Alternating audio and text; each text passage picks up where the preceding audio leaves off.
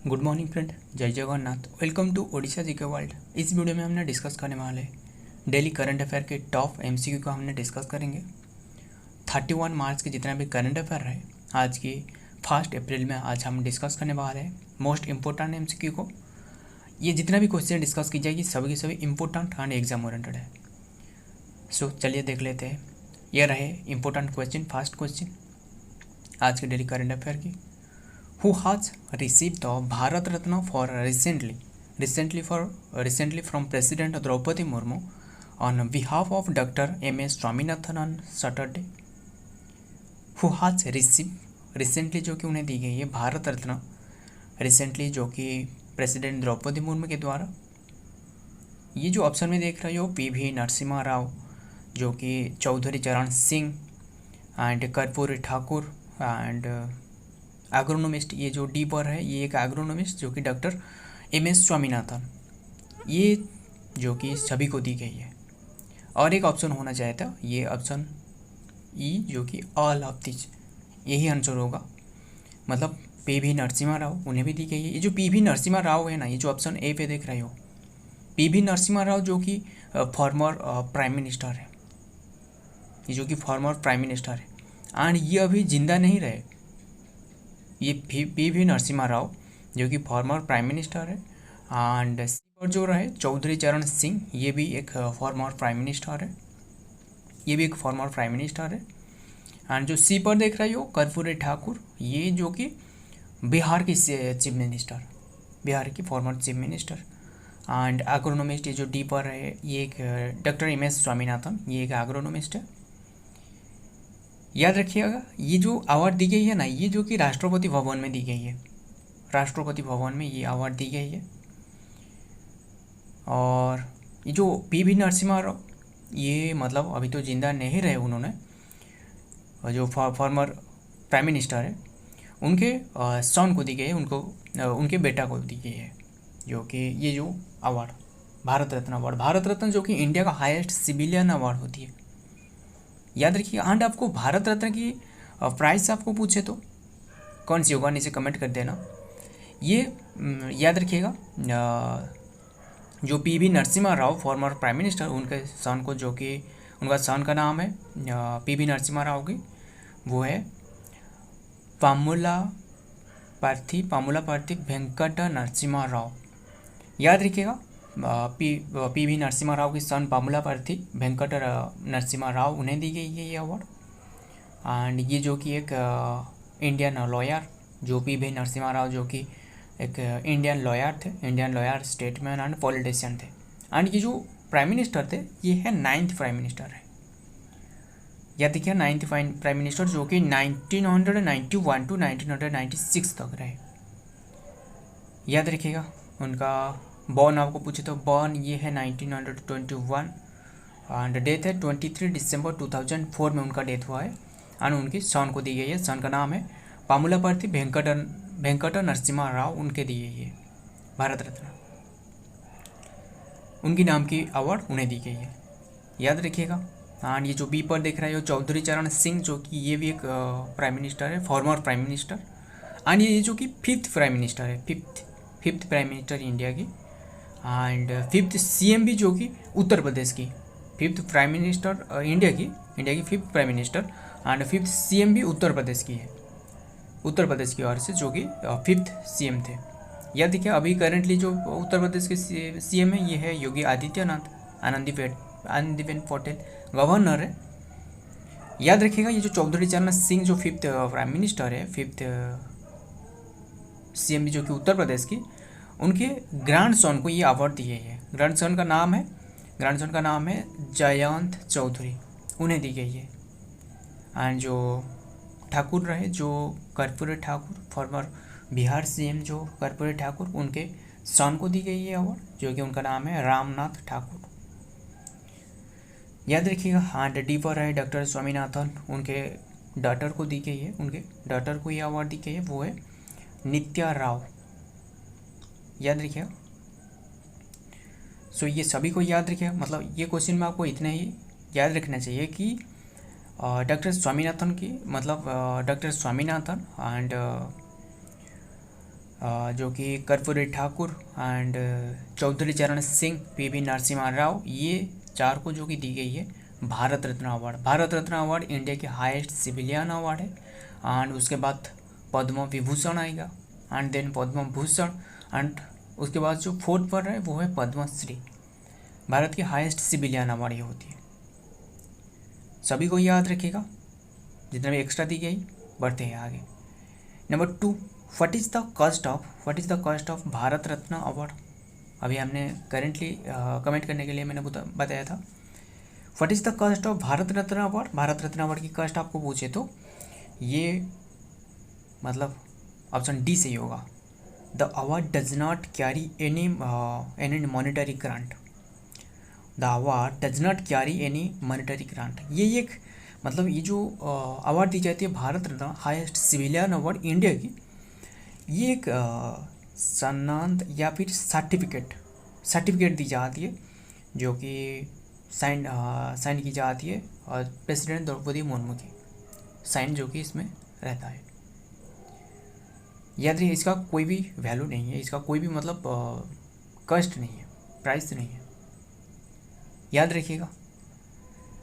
सो बढ़ते आगे। Number 3, from a car said to the corner and beyond book is written by. ये एक important book है, recently publish करवाया गया है। Former a car said to the corner and beyond book is written bye.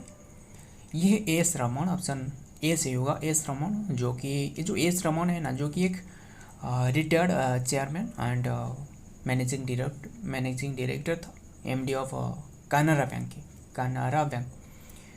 की, जो कि retired chairman and MD रहे, एंड होल टाइम मेंबर जो कि सेबी की ओर से जो कि होल टाइम मेंबर रहे। एंड उनके जो कैरियर है ना, ये एक मतलब एक संघर्षमय था, जो कि उनका कैरियर एक क्लर्क से स्टार्ट हुआ था।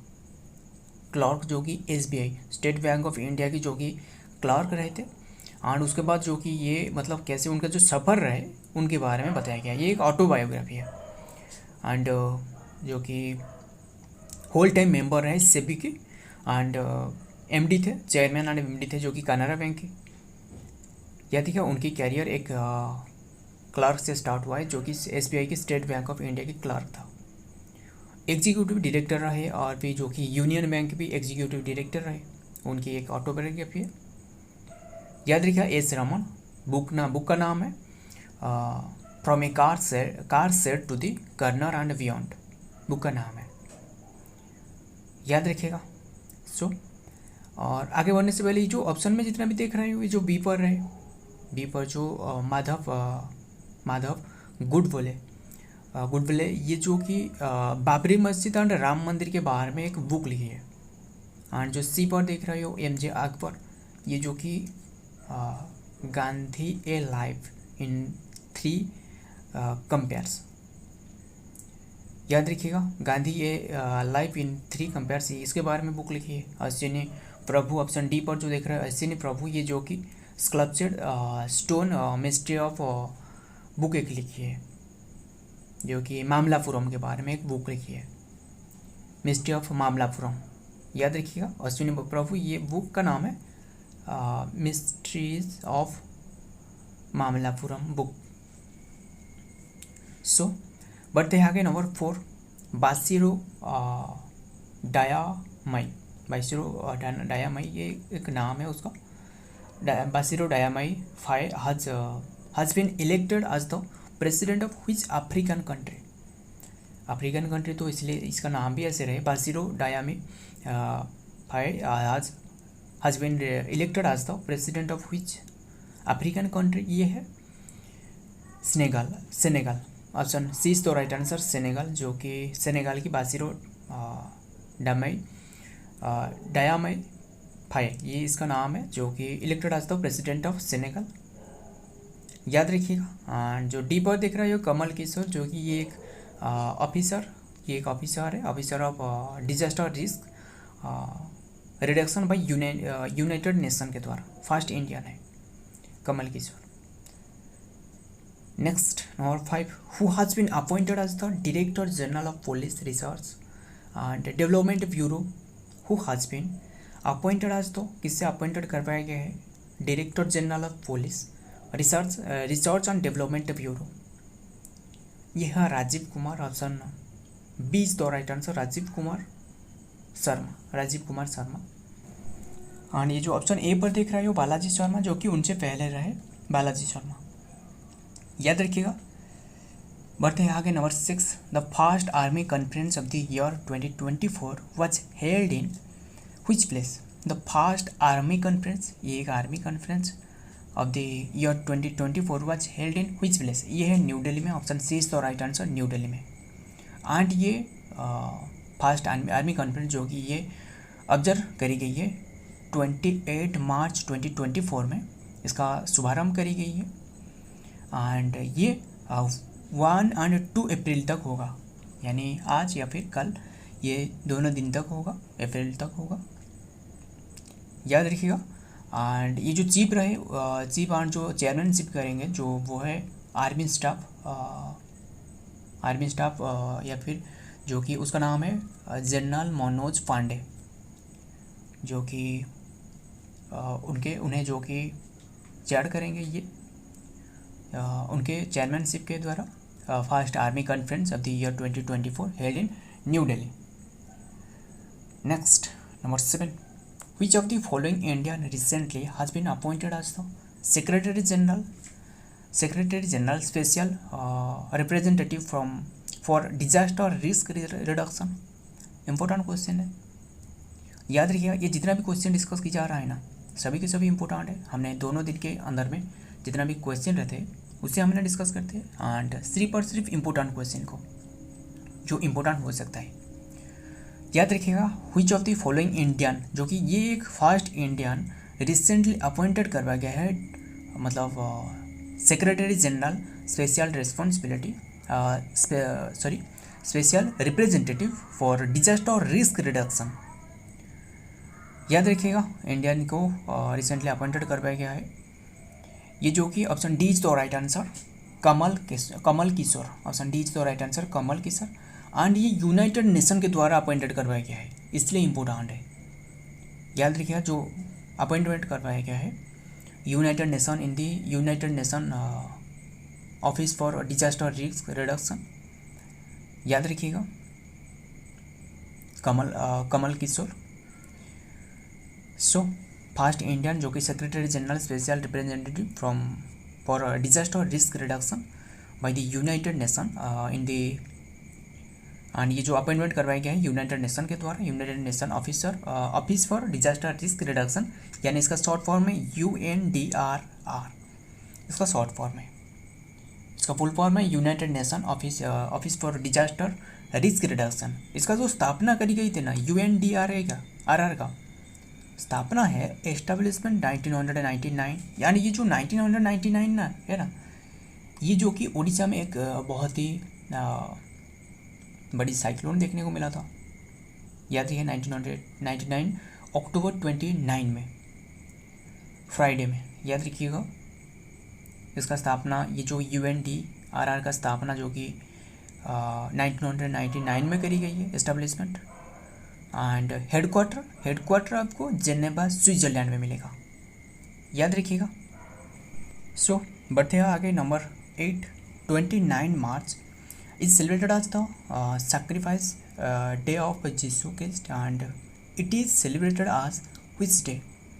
ये जो 29 मार्च है ना, ये जो कि सेलिब्रेट की जाती है जीसू क्राइस्ट की, जो जीसू रहे, जो गुरु रहे जीसू की, उनके सैक्रिफाइस डे के रूप में मनाया जाती है। And celebrated as which day, ये कौन से डे के रूप में मनाई जाती है, जो ऑप्शन में देख रहा हो ये है option B is the right answer, Good Friday, याद रखिएगा। 29 मार्च सेलिब्रेट करी जाती है जो कि सैक्रिफाइस डे के रूप में जीसू क्राइस्ट के, and it is celebrated as Good Friday के नाम से मनाई जाती है,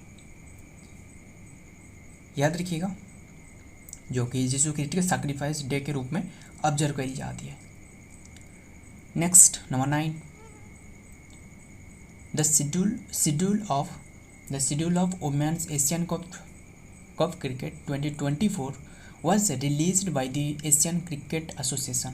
एशियन क्रिकेट एसोसिएशन के द्वारा ये रिलीज़ करवाया गया है, जो कि schedule of women's Asia cricket cup की 2024 की। And it will be played from which date, कौन सी डेट में ये खेला जाएगा एंड ये कौन सी प्लेस में। ये ऑप्शन ए सही होगा, जुलाई 19 to 28, ये जो आयोजित होगा जो कि श्रीलंका में। याद रखिएगा ये शेड्यूल जो कि बताया गया है एशियन क्रिकेट एसोसिएशन के द्वारा, एशिया के द्वारा जो कि बताया गया है। ये women Asia cup cricket 2024 July 19 to 28 में होगा, 19 to 28, एंड ये श्रीलंका में आयोजित होगा। श्रीलंका की एक प्लेस रहे वो है डाम्बुला, ये एक प्लेस रहे जो कि ऑर्गेनाइज की जाए, वहाँ ये अनुष्ठित होने वाला है।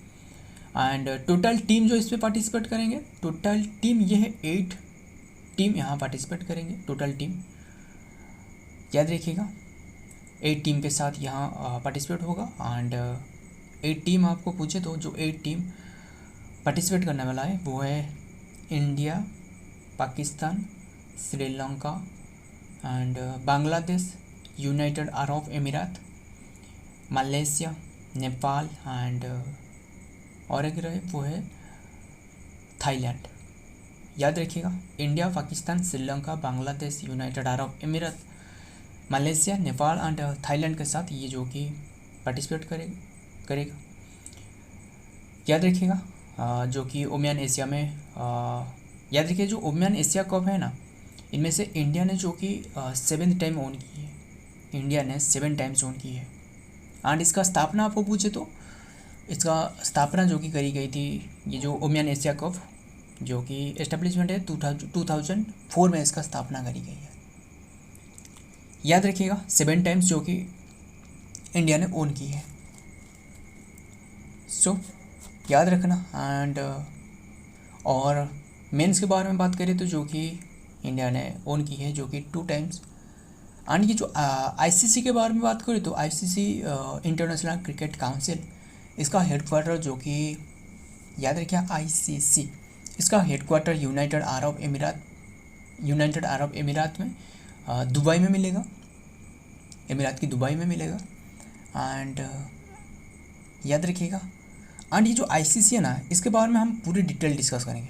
देखिए ये आईसीसी पहला बैच में इसका आईसीसी नाम नहीं था, आईसीसी था, बट इसका जो फुल फॉर्म है ना, जो कि ये फर्स्ट जो कि ये स्थापना करी गई थी 1909 में, इसका स्थापना आपको पूछे तो 1909 में। ये इसका जो फर्स्ट जो कि Australia, England and south Africa के साथ साउथ अफ्रीका की रिप्रेजेंटेटिव्स के साथ ये बनाया गया था, Australia, England and south Africa के साथ 1909 में। एंड उसका जो मतलब पहला पेज में जो नाम था वो है जो कि इम्पेरियल क्रिकेट कॉन्फ्रेंस, इसका फुल फॉर्म में था जो कि इम्पेरियल क्रिकेट कॉन्फ्रेंस 1909 की बात है। एंड इसका जो रीनेम करी गई है 1965 में, इसका नाम क्या रखा गया, इंटरनेशनल क्रिकेट कॉन्फ्रेंस। मतलब ये क्रिकेट काउंसिल नहीं हुआ, क्रिकेट कॉन्फ्रेंस 1965 में। एंड फिर से ये दोबारा चेंज करवाया गया, दोबारा नहीं तीसरा टाइम चेंज करवाया गया 1987 में, इंटरनेशनल क्रिकेट काउंसिल रखा गया। बट उनसे पहले ये इम्पेरियल क्रिकेट कॉन्फ्रेंस था 1909 में। एंड देन ये जो रिप्रेजेंटेटिव करी गई थी Australia, England and south Africa के साथ, एंड रीनेम करी गई है 1965 में जो कि international cricket conference. And then 1987 में इंटरनेशनल क्रिकेट काउंसिल। याद रखिएगा इसका स्थापना जो एग्जैक्ट डेट आपको पूछे तो 15 जून 1909 में। हेडक्वार्टर अभी के टाइम में तो दुबई रहे, यूनाइटेड अरब अमीरात। एंड ये पहला पेज में इंग्लैंड था हेडक्वार्टर। याद रखिए अभी के टाइम में जो कि इसमें टोटल जो टीम रहे, टोटल टीम जो कि 108 टीम रहे, मेंबर रहे। एंड इनमें से 12 जो कि फुली टेस्ट मैच खेलता है एंड 96 जो कि एसोसिएट मेंबर रहे। याद रखिए ये सारे डिटेल्स बढ़ते हैं आगे। Number 10 1 April is celebrated as which day? 1 अप्रैल कौन से डे के रूप में सेलिब्रेट की जाती है? ये ऑप्शन ए सही होगा, जो कि उत्कर्ष दिवस के रूप में सेलिब्रेट की जाती है। Option a is the right answer, Utkarsh Diwas. याद रखिएगा, ये जो कि मतलब उड़ीसा डे के रूप में मनाई जाती है, जो उड़ीसा प्रोविंसेस था, जो कि अप्रैल 1936 में बिहार से सेपरेट हो गए, जो कि एक सेपरेट स्टेट बने। एंड ये जो कि पहला स्टेट जो कि लिंग्विस्टिक बेसिस पर, लिंग्विस्टिक आधारित पर ये बनाया गया था, लैंग्वेज आधारित पर। इंडिपेंडेंस के बाद आपको पूछा था जो कि ये जो कि आंध्र प्रदेश बनाया गया। After independence Andhra Pradesh, and before independence ये है उड़ीसा। एंड ये जो ऑप्शन डी पर देख रहे हो, ये अप्रैल फूल की, आप सोच रहे होंगे कि ये अप्रैल फूल के क्यों नहीं हुआ? ये आंसर नहीं होगा, ये सिर्फ ऑप्शन ए सही होगा, उत्कल दिवस। नहीं, मैं मजाक कर रहा हूँ, ये ऑप्शन डी भी सही है, अप्रैल फूल्स डे के रूप में मनाया जाती है। याद रखिएगा। और ये जो अप्रैल फूल्स डे है ना, ये क्यों मनाई जाती है? मतलब अप्रैल 1 को अप्रैल फूल्स डे के रूप में मनाई जाती है, मतलब क्यों? ये इसके पीछे मतलब डिफरेंट टाइप की लॉजिक रहे, बट ये एक याद रखिएगा, ग्रिगोरियन कैलेंडर एक रहे। याद रखिएगा, ग्रिगोरियन कैलेंडर एक रहे, मतलब ये अडॉप्ट करवाया गया था, जो कि और अडॉप्ट करने के बाद तब ये न्यू ईयर जो कि अप्रैल जनवरी 1 रहे, बट ये शिफ्ट हो गया कौन सी ईयर तक, कौन सी मंथ में?